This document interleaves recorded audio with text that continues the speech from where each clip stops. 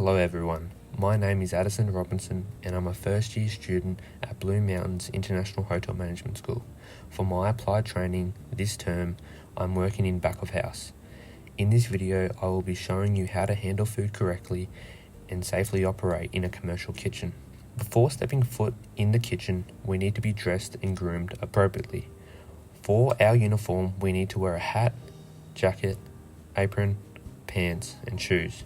Our chef's hat prevents our hair from potentially contaminating food and harming our guests. We wear a chef's jacket to protect us from burns, so if that does happen, it is easier to rip off. And we must also wear non-slip boots to stop us from falling over from potential slippery surfaces.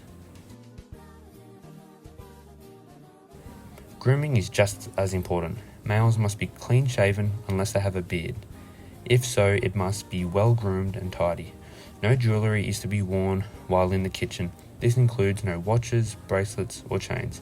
Fingernails are to be cut short to avoid bacterial contamination. Any cuts you may have on your hands must be covered by a bright blue band-aid. Once all this is complete, the first thing we do in the kitchen is wash our hands to prevent contamination to food. How to wash your hands. Step 1. Wet your hands with warm running water. Step 2. Apply soap. Step 3. Rub your hands together for 20 seconds.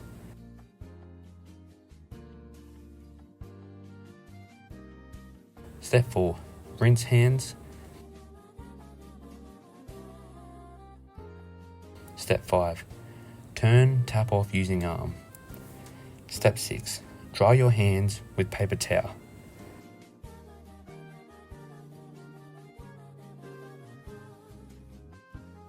Last step is to put on gloves, and now you are ready to handle food.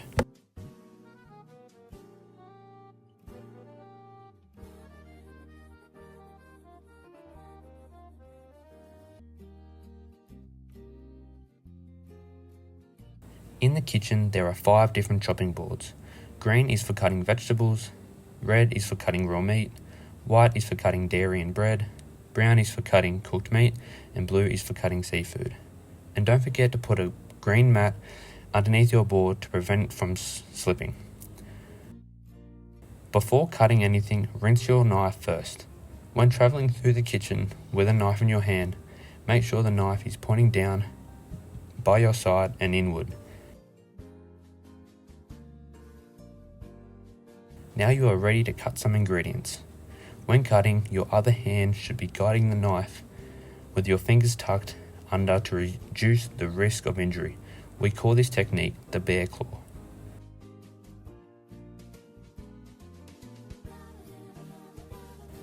After you are finished cutting food, clean your surface with disinfectant first, then sanitizer.